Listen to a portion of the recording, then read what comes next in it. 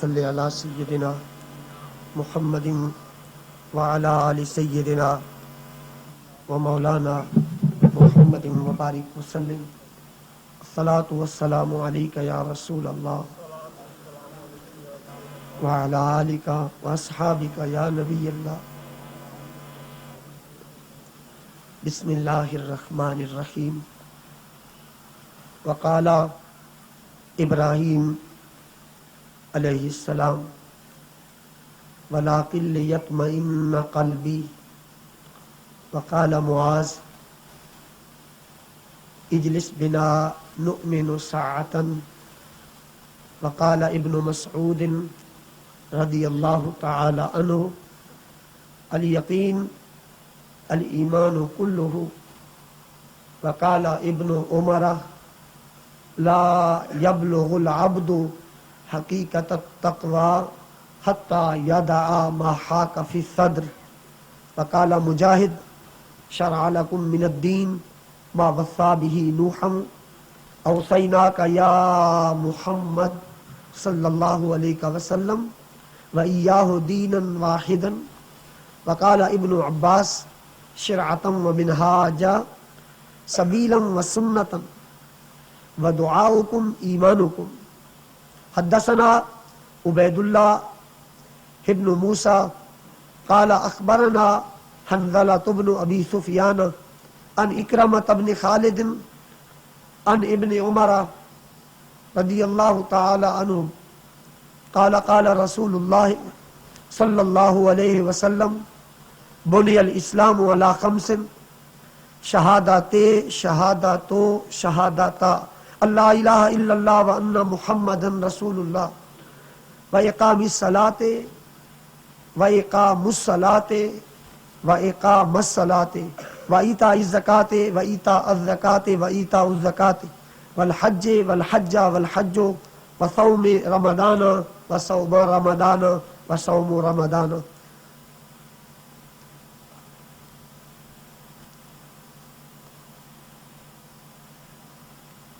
اللہ تبارک و تعالیٰ کا شکر ہے، ہم اس کی توفیق سے بخاری شریف کے غالباً 5ویں درس میں شرکت کی سعادت حاصل کر رہے ہیں.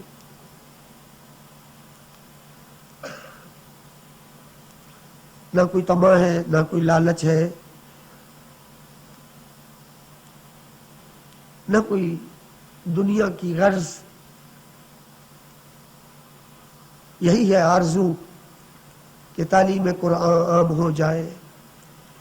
یہی ہے آرزو کہ تعلیم قرآن عام ہو جائے، ہر ایک پرچم سے اونچا پرچم اسلام ہو جائے.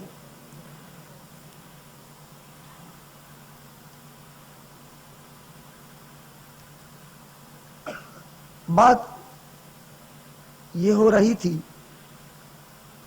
امام بخاری رحمۃ اللہ علیہ یہ ثابت کرنا چاہتے تھے کہ ایمان کے ٹکڑے ہوتے، ایمان کے اجزاء ہوتے، اور ایمان کبھی گھٹتا ہے اور کبھی بڑھتا ہے.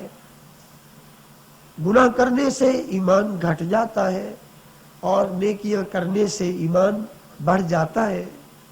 اور ایمان ایک چیز کا نام نہیں ہے، ایمان کئی چیزوں کا نام ہے، ایمان کے کئی اجزاء ہیں.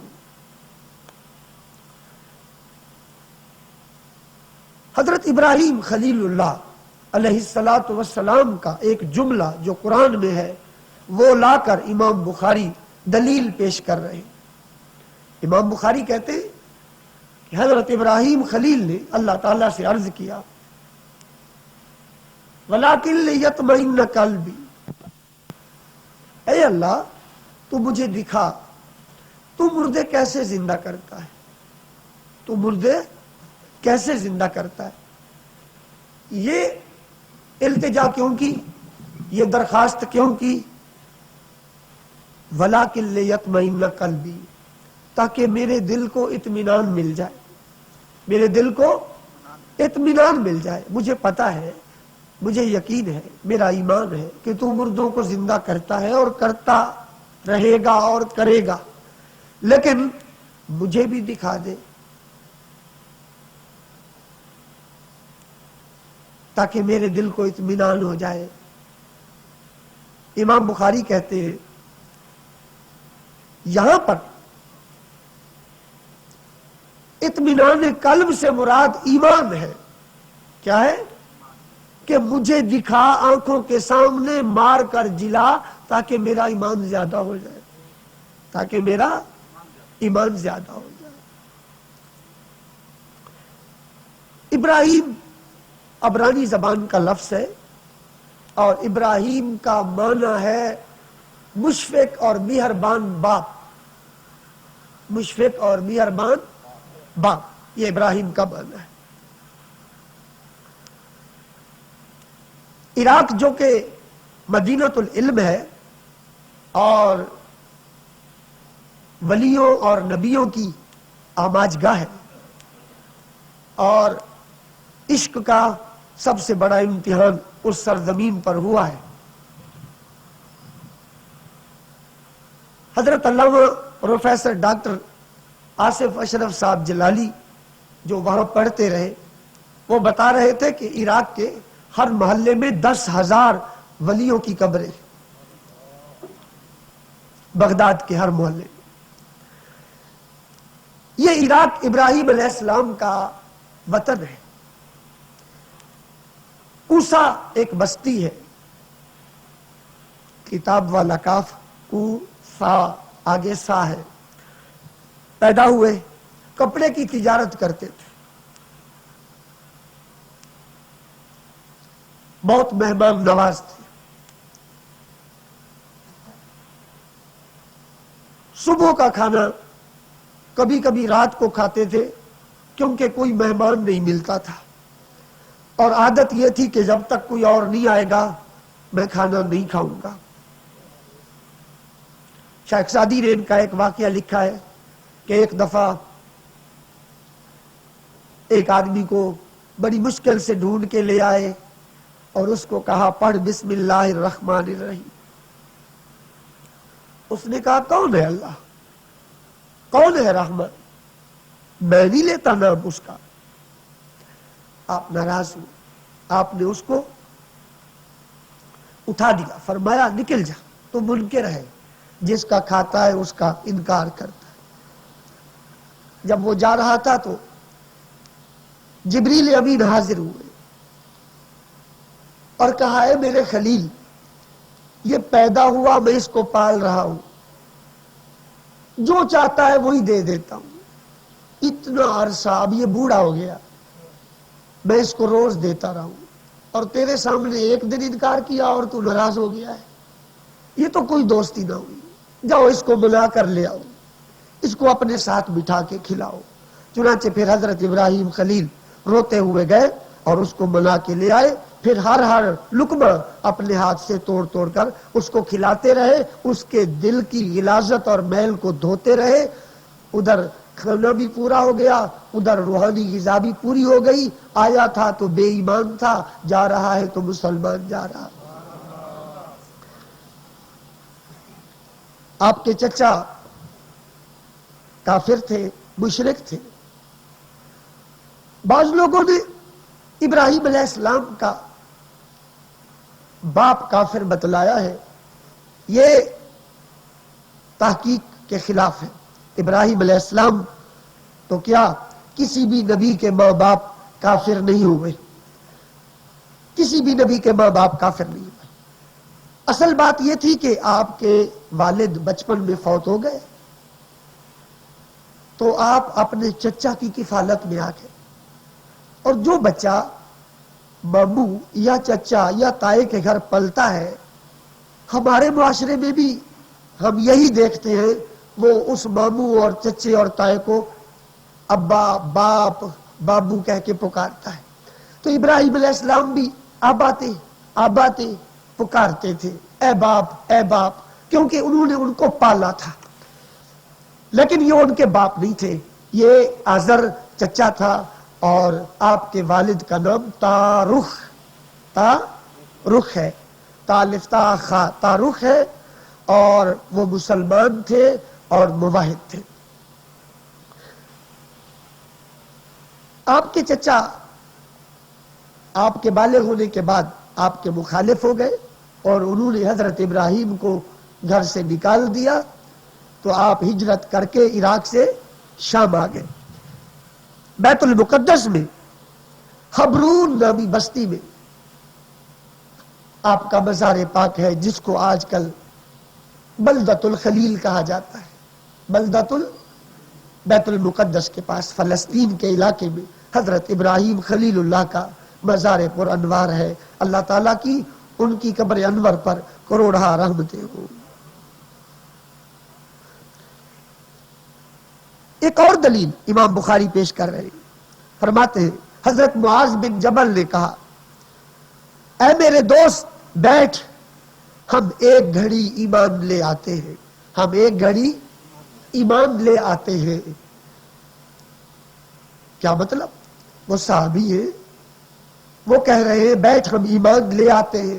امام بخاری کہتے ہیں اس کا مطلب یہ ہے کہ مومن تو پہلے تھے، بیٹھ ذکر کر کے ایمان کو بڑھاتے ہیں، ذکر کر کے ایمان کو بڑھاتے ہیں، ذکر کریں گے، اللہ تعالیٰ کی آیات کے اندر غور کریں گے، فکر کریں گے تاکہ ہمارا ایمان زیادہ ہو جائے۔ تو ثابت کرنا چاہتے ہیں کہ ایمان گھٹتا بھی ہے اور بڑھتا بھی ہے۔ ہمارے نزدیک گھٹتا بڑھتا نہیں ہے، لیکن ایمان مضبوط ہو جاتا ہے۔ پہلے کمزور ہوتا ہے، اللہ کا ذکر سنتا ہے، قرآن پڑھتا ہے، تو پھر مضبوط اور قوی ہو جاتا ہے۔ یہ معاذ بن جبل کون ہے جس کی دلیل امام بخاری پیش کر رہے ہیں؟ یہ میرے آقا صلی اللہ علیہ وسلم کے مفتی صحابی، مجتہد صحابی۔ ابھی نبی پاک مکہ شریف میں تھے اور آپ حج کے موقع پر ایک جگہ بیٹھ کر لوگوں کو دعوت دیتے تھے ایمان کی۔ یہ لوگ بھی مدینے سے آئے تھے، یہ 70 کے قریب آدمی تھے، یہ ایمان لے آئے۔ پھر میرے آقا صلی اللہ علیہ وسلم نے ان کو یمن کا گورنر بنا دیا۔ پھر یہ یمن میں گئے، وہاں انہوں نے دین کی بہت خدمت کی۔ جب یہ یمن جا رہے تھے، میرے آقا صلی اللہ علیہ وسلم ان کو اونٹ گھوڑے پر بٹھا کر اور لگام خود پکڑے ہوئے تھے، بخاری میں آ جائے گا آگے۔ چلتے جاتے تھے، غلام سوار ہے اور آقا پیدل ہے، تاکہ لوگوں کو پتہ چلے آنے والے مہمان کو کیسے عزت دی جاتی ہے، جانے والے کو الوداع کیسے کیا جاتا ہے۔ اور سرکار رو رہے تھے اور فرما رہے تھے، اے معاذ، شاید اب ہماری اور تمہاری ملاقات نہ ہو، ہاں تو ہماری قبر پر ضرور آئے گا، تو ہماری قبر پہ۔ لوگ کہتے ہیں جو کل آئے گا اتوار، اس کا نبی کو پتہ نہیں ہوتا۔ یہ کئی سال کی خبر میرے آقا دے رہے ہیں کہ اے معاذ، اب میری اور تمہاری ملاقات نہیں ہوگی، ہاں تم ہماری قبر پہ آؤ گے۔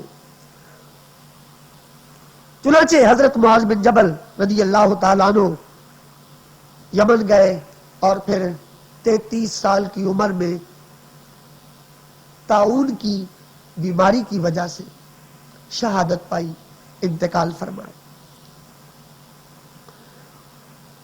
ان کے بعد حضرت عبداللہ بن مسعود رضی اللہ عنہ سے ایک دلیل لائے امام بخاری۔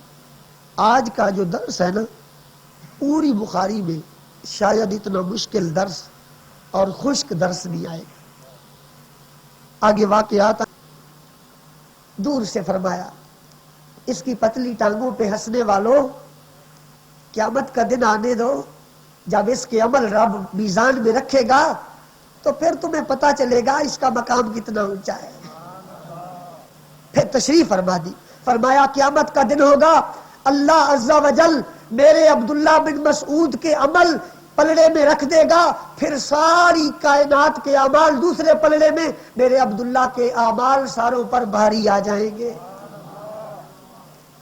یہ حضرت عبداللہ بن مسعود رضی اللہ عنہ۔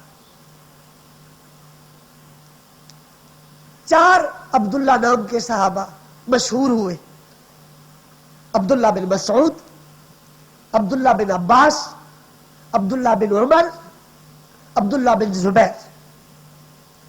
ان چاروں میں سب سے پہلا مقام عبداللہ بن مسعود کا ہے رضی اللہ تعالی۔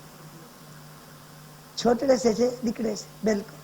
ان کی امی جان سرکار کی اندر کی خادمہ تھی، روٹیاں پکا دی، جھاڑو پھیر دیا۔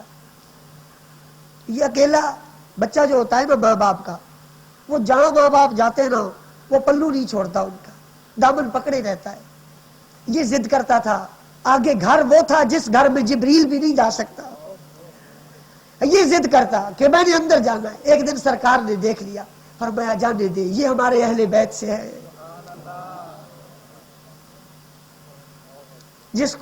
جسے چاہا در پہ بلا لیا، جسے چاہا اپنا بنا لیا۔ یہ بڑے کرم کے ہیں فیصلے، یہ بڑے نصیب کی بات ہے۔ اس کو آنے دے۔ اللہ اکبر۔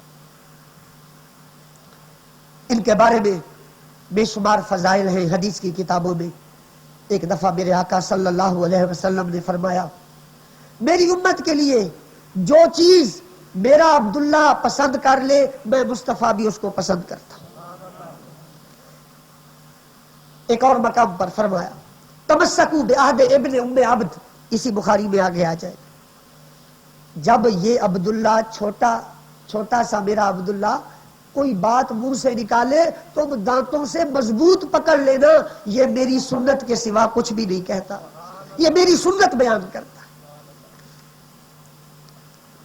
حضرت عمر فاروق اعظم کہو رضی اللہ تعالیٰ، آپ نے اپنے دور خلافت میں ان کو عراق کے خزانے کا منشی بنا دیا تھا، وزیر بیت المال، وزیر خزانہ بنایا تھا، اور ساتھ ساتھ ان کو عراق کا مفتی بھی بنایا تھا۔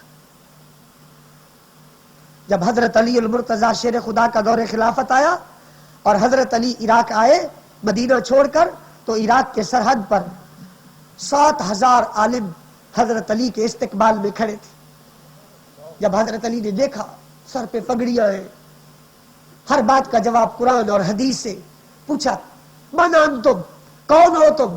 کہا ہم عبداللہ بن مسعود کے شاگرد ہیں، ہم عبداللہ بن مسعود کے شاگرد ہیں۔ پھر حضرت علی المرتضیٰ جو علم کے شہر کا دروازہ تھے، فرمانے لگے عبداللہ دین کا چاند ہے اور اس کے شاگرد عراق کے ستارے ہیں، انہی سے چمک ہے، انہی سے روشنی ہے۔ حضرت عثمان غنی رضی اللہ عنہ کے دور میں حضرت عبداللہ بن مسعود فوت ہوئے۔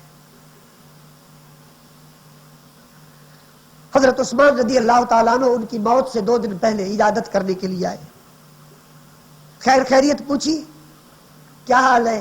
الحمدللہ۔ بیمار ہو؟ کہا جی ہاں۔ کوئی ڈاکٹر بلوا دوں؟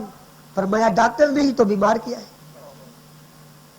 طبیب بلوا دوں؟ فرمایا طبیب نہیں، بیمار کیا ہے۔ پوچھا کوئی حاجت ہے، ضرورت ہے تو بتلاؤ؟ فرمایا چہرہ مصطفیٰ جس نے دیکھا ہے اسے کوئی ضرورت نہیں، اسے کوئی ضرورت نہیں، مجھے تیرے ساتھ کوئی حاجت نہیں ہے۔ اللہ تعالیٰ جس کو غیرت کی دولت دے دے، اس سے بڑا کوئی امیر نہیں ہو سکتا۔ امیری پیسے کا نام نہیں ہے، بڑے بڑے بنگلوں اور کوٹھیوں کا نام نہیں ہے۔ امیر الغنا غنا القلب، جس کا دل امیر ہے وہ امیر ہے۔ یہ عبداللہ بن مسعود ہے، فرماتے ہیں مجھے کوئی ضرورت نہیں، کوئی حاجت نہیں۔ کہا بچیاں ہیں، 4 بیٹیاں ہیں، بیٹا نہیں ہے، بعد میں ان کی ضرورتیں ہیں، گھر کے خرچے ہیں۔ تو بڑی بے نیازی سے حضرت عبداللہ بن مسعود نے جواب دیا، فرمانے لگے میں نے ان کا بندوبست کر دیا ہے۔ کہا وہ کیا کیا ہے؟ فرمایا میں نے ان کو کہا ہے سورت واقعہ رات کو تم نے نہیں چھوڑنی، رزق کبھی بند نہیں ہوگا، بس سورت واقعہ پڑھتی رہو۔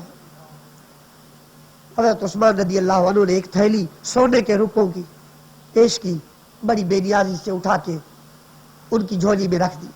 حضرت عثمان نے پھر رکھی، انہوں نے پھر رکھ دی، حضرت عثمان رضی اللہ تعالیٰ عنہ نے پھر دی، عرض کیا مجھے نہیں چاہیے، حضرت عثمان نے کہا میں نے بھی دے کر آج تک کبھی واپس نہیں کیا، میں تو دے کے ہی جاؤں گا۔ تو حضرت عبداللہ بن مسعود نے فرمایا لاؤ مدینے کے غریبوں کو بلاؤ، فقیروں کو، سب آ گئے، حضرت عثمان کے سامنے سب بانٹ دیا، سب بانٹ دیا۔ یہ حضرت عبداللہ بن مسعود رضی اللہ تعالی عنہ ہے۔ فقہ حنفی جو امام ابو حنیفہ کا مسلک ہے، جو اہل سنت کی مسجدوں میں چلتا ہے، یہ حضرت عبداللہ بن مسعود سے لیا گیا ہے۔ جو عبداللہ بن مسعود کہتے گئے امام اعظم ابو حنیفہ وہی فقہ لکھتے گئے۔ الحمدللہ ہمیں یہ فخر حاصل ہے کہ ہماری فقہ وہ فقہ ہے جس کا مرکزی آدمی وہ ہے جس کے بارے میں خود نبی فرما رہے ہیں یہ جو بتائے عمل کرو، یہ میری سنت کو سب سے زیادہ جانتا ہے۔ کسی نے ان سے پوچھا تھا کہ ابو بکر بھی تم سے مسئلے پوچھتے ہیں، عمر بھی، عثمان بھی، حضرت علی بھی، حضرت عائشہ بھی رضی اللہ عنہ مجمعین، یہ شان اور یہ مقام تمہیں کیسے مل گیا؟ تو فرمانے لگے کیا بتاؤں، جب نبی پاک صلی اللہ علیہ وسلم وضو کرنا چاہتے اور سردیاں ہوتی، میں پہلے ہی پانی گرم کر کے کھڑا ہوتا تھا دروازے پہ، اور جب گرمیاں ہوتی تھی اور میں دیکھتا تھا اب نماز کا وقت ہے، پہلے ہی ٹھنڈا پانی بھر کے لے آتا تھا، مسواک لے آتا تھا۔ سرکار فرماتے مسواک، میں عرض کرتا حضور موجود ہے یہ لے لیجئے، اور جب میں دیکھتا کہ اب سرکار بیٹھنا چاہتے ہیں، محفل ہے، جوتا اتاریں گے، کبھی ہاتھ پھیلاتا تھا، اور آج میں نے ایک روایت پڑھی ہے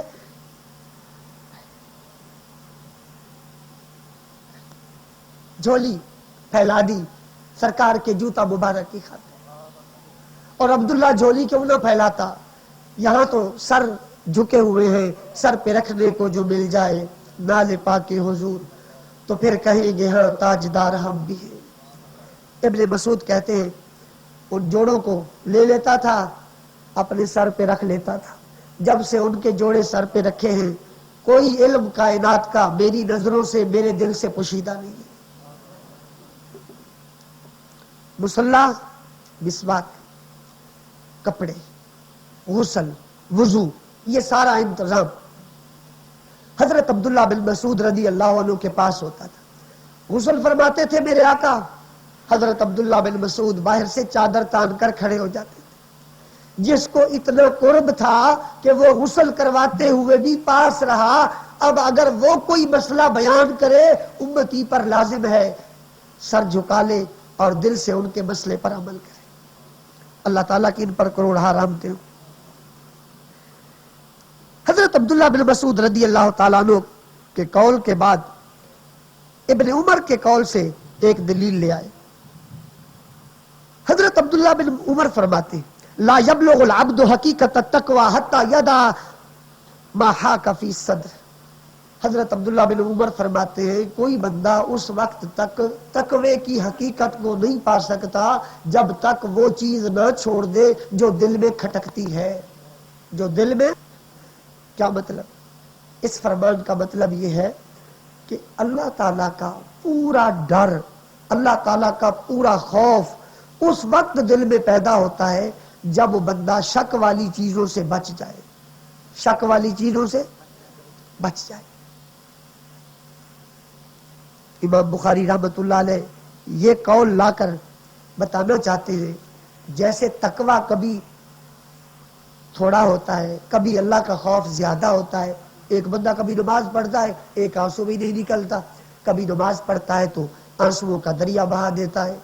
تو جیسے تقوی گھٹتا ہے بڑھتا ہے، ایمان بھی گھٹتا بھی ہے اور بڑھتا بھی ہے۔ جب نیکیاں کرتا ہے تو ایمان بڑھ جاتا ہے، اور جب برائیاں کرتا ہے تو گھٹ جاتا ہے۔ یہ ابن عمر کون ہے؟ یہ حضرت عمر کے بیٹے ہیں، کہو رضی اللہ۔ 39 بندے ایمان لا چکے تھے، 40واں عمر تھا اور 41واں ان کا بیٹا عبداللہ تھا، چھوٹے سے تھے، ایمان لائے۔ جنگ بدر جب ہوئی تھی یہ اپنی کھریاں اٹھا اٹھا کے اٹھتے تھے کہ نبی پاک مجھے بھی جنگ میں شامل کر لیں. سرکار نے دیکھ لیا, اٹھایا, چوما, فرمایا نہیں ابھی تمہاری عمر نہیں ہے. رونے لگ گئے. پھر آپ نے فرمایا اچھا تمہیں ثواب ملے گا, تمہیں ثواب ملے گا. اتنا جذبہ تھا خدا اور خدا کے محبوب کی خاطر سر کٹانے کا, اتنا جذبہ تھا. آج کھریاں اس لیے اٹھا کر دیکھتے ہیں کہ کوئی مجھے تو نہیں دیکھ رہا. وہ اس لیے کھریاں اٹھا رہے تھے کہ میرا نام لکھ لیا جائے تاکہ میرا قد لمبا شمار کر لیا جائے, مجھے بالغ شمار کر لیا جائے. بہت بڑے متقی تھے, کمال درجے کا تقویٰ تھا. حضرت جابر بن عبداللہ انصاری کہتے ہیں جتنے بھی صحابہ تھے نبی پاک کے, تھوڑی تھوڑی دنیا ہر ایک کے اندر آ گئی تھی. دو بندے تھے دنیا جن کے قریب نہ آئی, ایک عبداللہ تھا, ایک عبداللہ کا باپ حضرت عمر تھا. دنیا ان کے قریب, یہ حضرت جابر بن عبداللہ انصاری کا فرمان. نبی پاک کی محبت اتنی تھی دل کے اندر. حج کرنے جا رہے ہیں مکے سے, مدینے سے مکہ شریف. ایک درخت آیا, ایک جگہ آئی, وہاں اتر گئے, اپنے اونٹ کی مہار پکڑی, اس کو 7 چکر کٹوائے, پھر چلتے بنے. کسی نے کہا حضور جانور کو, سواری کو کیوں چکر لگوائے؟ فرمایا پتہ نہیں, بس میں نے دیکھا تھا ایک دفعہ نبی پاک کی سواری یہاں چکر لگا رہی تھی, تو میں نے کہا ان کی ادا پر عمل کر لوں. کسی نے کہا کہ جس جوتے پر چمڑے پر بال نہ ہو وہ جوتا پہن لیتے ہو, اور جو چمڑا بالوں والا ہو وہ جوتا نہیں پہنتے, تو کیا وہ جوتا پہننا ناجائز ہے؟ فرمایا میں یہ تو نہیں کہتا ناجائز ہے, پر خود نہیں پہنوں گا کیونکہ میرے محبوب نے بالوں والا جوتا نہیں پہنا, میں بھی نہیں پہنوں. کعبے کے اندر جاتے, کعبے کے 4 کونے, 2 کو چومتے تھے, 2 کو نہیں چومتے. کہا گیا 2 کو کیوں نہیں چومتے؟ فرمانے لگے پتہ نہیں, گھر تو خدا کا ہے, پر میں نے اپنے نبی کو یہ دیکھا ہے وہ 2 کو چوم رہے تھے. مجھے کیا غرض رکوع سے, مجھے کیا خبر تھی سجود کی, تیرے نقش پا کی تلاش تھی جو جھکا رہا میں نماز میں. میری زندگی بھی عجیب ہے, میری بندگی بھی عجیب ہے, جہاں مل گیا تیرا نقش پا وہیں میں نے سر کو جھکایا. حضرت عبداللہ ابن عمر رضی اللہ تعالی عنہ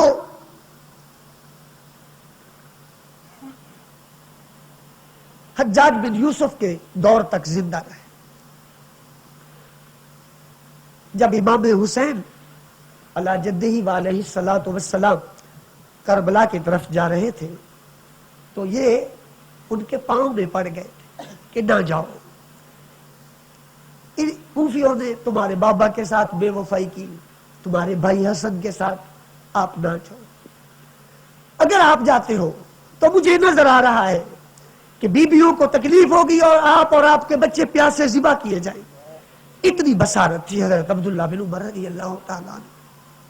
امام حسین فرماتے تھے جو تم کہتے ہو باخدا سچ ہے اور حق ہے, لیکن میرا جانا بھی سچ اور حق ہے. میں جا نہیں رہا, مجھے بھیجا جا رہا ہے, مجھے بھیجا جا رہا ہے.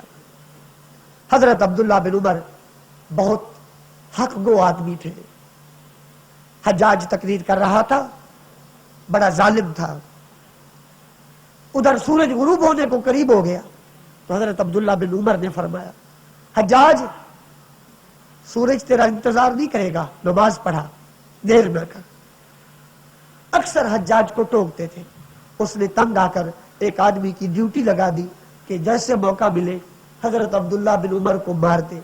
تو ایک آدمی نے زہر میں بجھا ہوا نیزہ حج کے موسم میں رش کے اندر حضرت عبداللہ کی ایڑی پر مارا.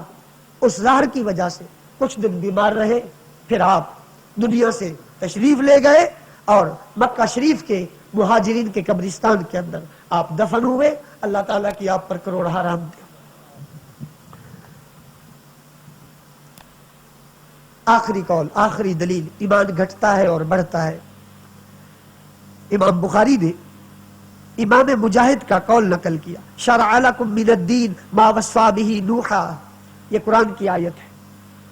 اس آیت کی تفسیر یہ ہے کہ اے نبی, اے میرے محبوب, اے حضرت محمد مصطفیٰ صلی اللہ علیہ وسلم, تمہاری طرف وہ دین بھیجا ہے جو ہم نے نوح کی طرف بھیجا تھا اور ابراہیم کی طرف اور دوسرے نبیوں کی طرف، یہ کوئی نیا دین نہیں ہے۔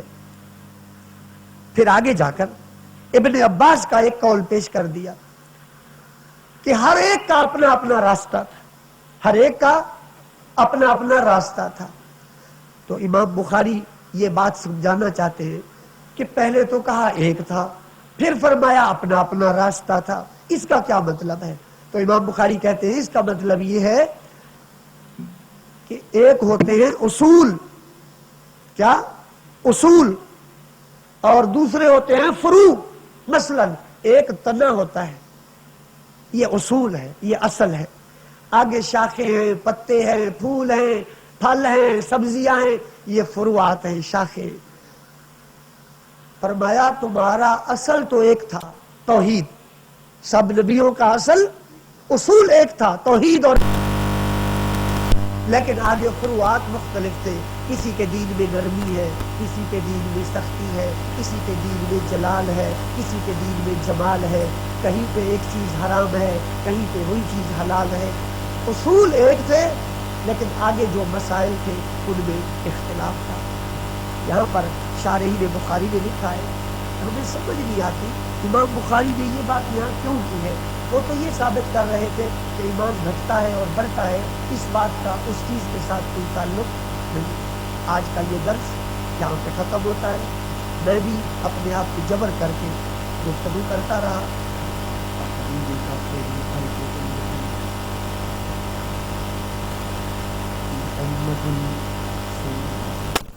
سید الکونین والثقلین والفریقین من عرب ومن عجم،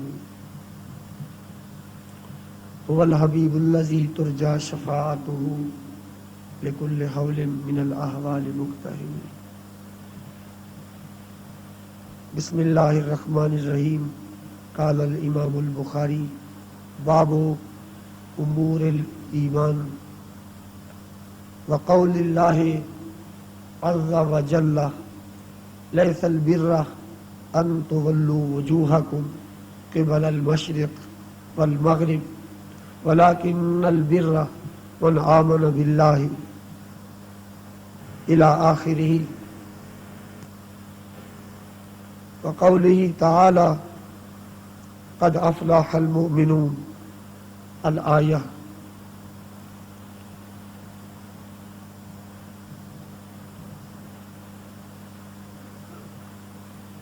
شکر الحمدللہ۔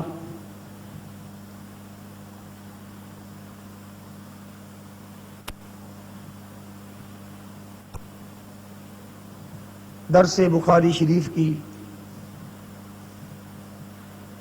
چھٹی تقریب میں ہم سب حاضری کی سعادت حاصل کر رہے ہیں۔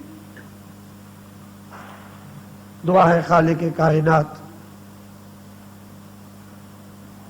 ہم میں سے جو زیادہ خلوص والے لوگ ہیں ان کے طفیل سب کی حاضری قبول فرمائے۔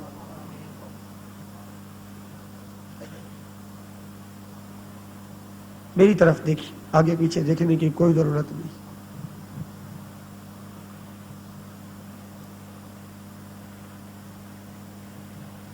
الحمدللہ مسجد کے اندر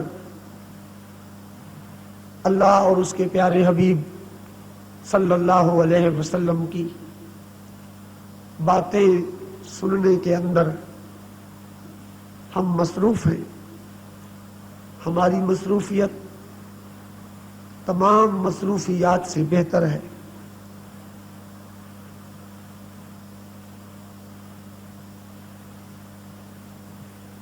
جمعے کے دن عصر کی نماز کے بعد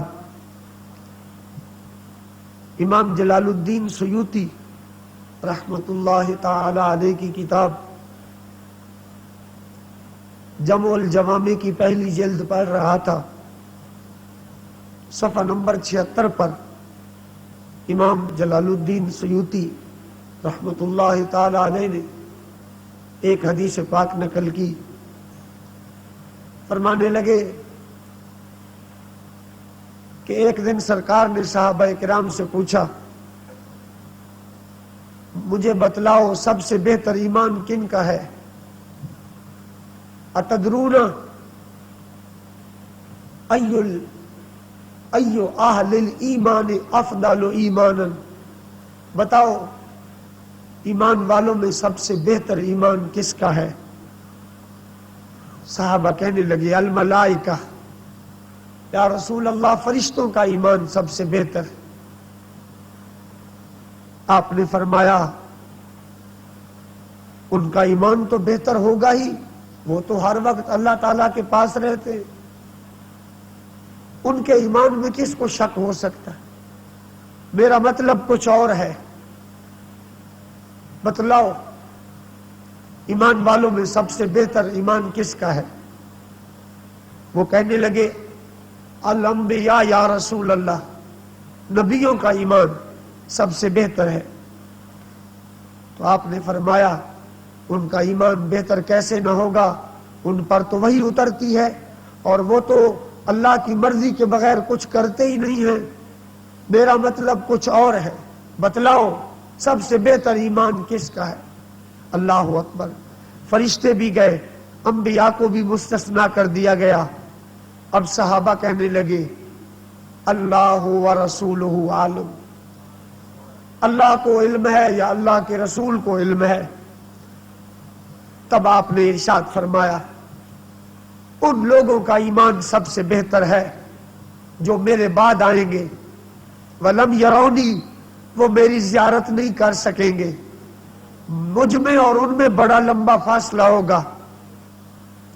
یجدون الورق معلقا فیقرؤون فیہ فیؤمنون بی، وہ ایک ورقہ دیکھیں گے لٹکا ہوا کسی جگہ پر، کلام اللہ کا یا حدیث کا، اس ورق کو پڑھیں گے، اس کو پڑھ کر ان کے دلوں میں میری محبت موجزن ہوگی، وہ مجھ پہ ایمان لائیں گے۔ ان کا ایمان سب سے بہتر ہے کہ بن دیکھے صرف پڑھ کر ایمان لائے۔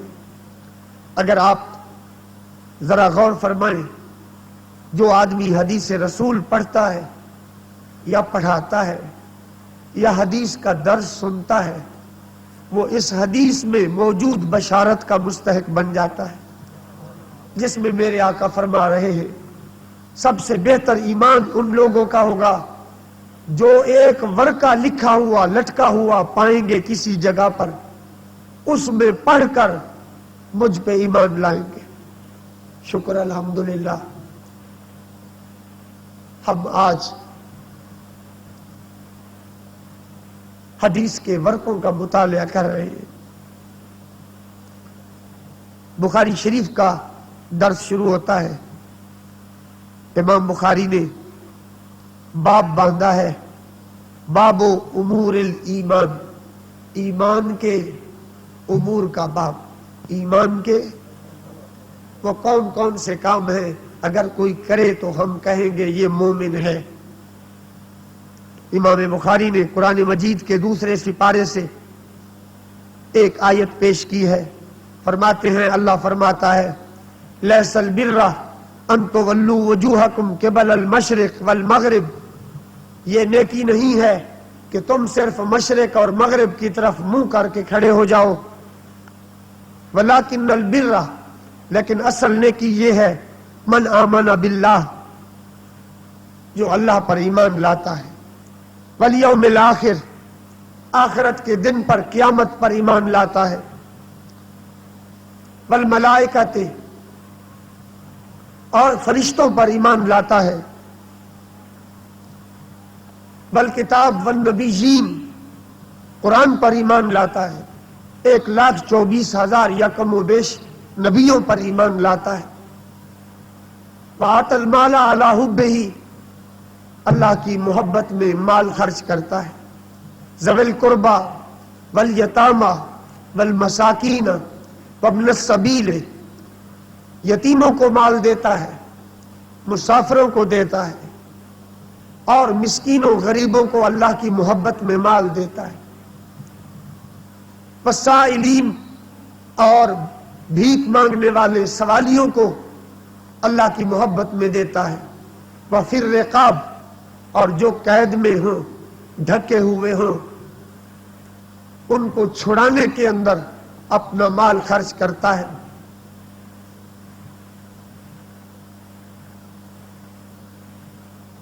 فرمایا یہ لوگ ہیں جو ایمان والے ہیں. ایک اور آیت، ہاں، والموفون بعہدہم، وہ جو وعدہ کرتے ہیں منہ سے اس کو پورا کرتے ہیں. اذا عاہدوا، جب وعدہ کرتے ہیں.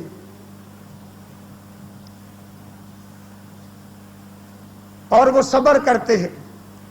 فی الباساء والضراء وحین الباس، جب ان پر مصیبت آتی ہے یا کوئی ان کو تنگ کرتا ہے یا ان کا رزق گھٹ جاتا ہے، ان کے حالات تنگ ہو جاتے ہیں، ان حالات کے اندر وہ اللہ کی رضا پر راضی رہتا ہے، صبر کرتا ہے.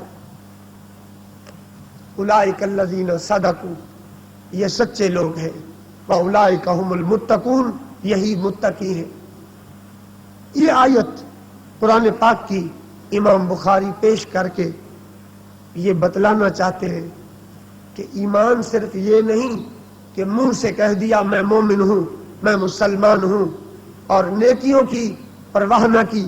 اللہ تعالیٰ نے جن چیزوں سے روکا ہے ان کی پرواہ نہ کی، جن کاموں کا رب نے حکم دیا ہے ان کی پرواہ نہ کی، اور ویسے زبانی کلامی مومن بنتے پھرے.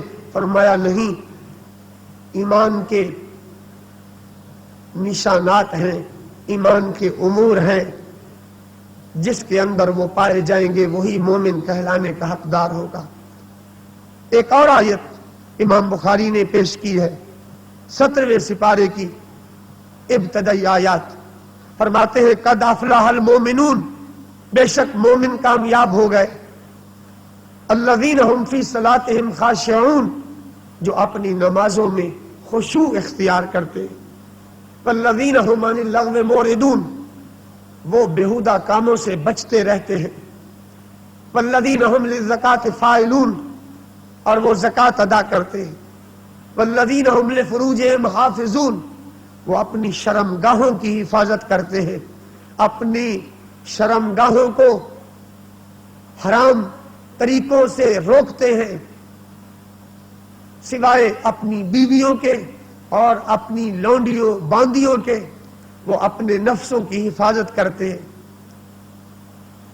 والذین هم لاماناتہم وعہدہم راعون، وہ امانتوں کی بھی پاسداری کرتے ہیں، وہ اپنے وعدوں کی بھی پاسداری کرتے ہیں. یہ آیات اور ان آیات میں جن چیزوں کا حکم دیا گیا، امام بخاری کا مقصد ہے یہ ایمان کی علامات ہیں اور نشانیاں ہیں. جس میں پائی جائیں گی وہ مومن ہے، اور جس میں نہ پائی جائیں گی وہ مومن نہیں ہے. ہمارے امام اعظم ابو حنیفہ رحمۃ اللہ علیہ فرماتے ہیں یہ ساری نشانیاں کامل مومن کی ہیں. پائی جائیں گی تو کامل مومن ہوگا، ورنہ ناقص مومن ہوگا، وہ کافر نہیں ہوگا، وہ کافر نہیں ہوگا. پچھلے درس میں ایک حدیث پاک میں نے آخر میں بیان کی تھی کہ ایمان کی بنیاد، اسلام کی بنیاد 5 چیزوں پر ہے. کتنی چیزوں پر؟ میرے چچا صاحب بھائی کا آج ولیمہ تھا کیروڑ پکا میں، تو میں 7 بجے نکلا ہوں اور ٹھیک 3 بجے پرانے عارف والے واپس آ گیا اس درس کی وجہ سے. اور کل جمعے کے دن میں نے 5 جگہ بیان کیا جس کا میرے وجود پر بڑا اثر ہے. درس حدیث کا جنون میرے ذہن پر سوار تھا، ورنہ میں شاید اس وقت شہر میں نہ ہوتا. میں اپنے کسی شاگرد کو بھی کہہ سکتا تھا جو حدیث کی کلاس پڑھتے ہیں وہ درس حدیث دے سکتے تھے، لیکن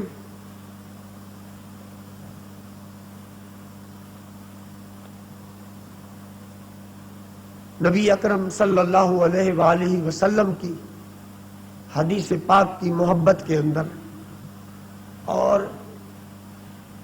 ایک جو کام شروع کیا ہے اس کو باقاعدہ مسلسل جاری رکھنے کے ارادے سے الحمدللہ میں یہاں پہنچا ہوں۔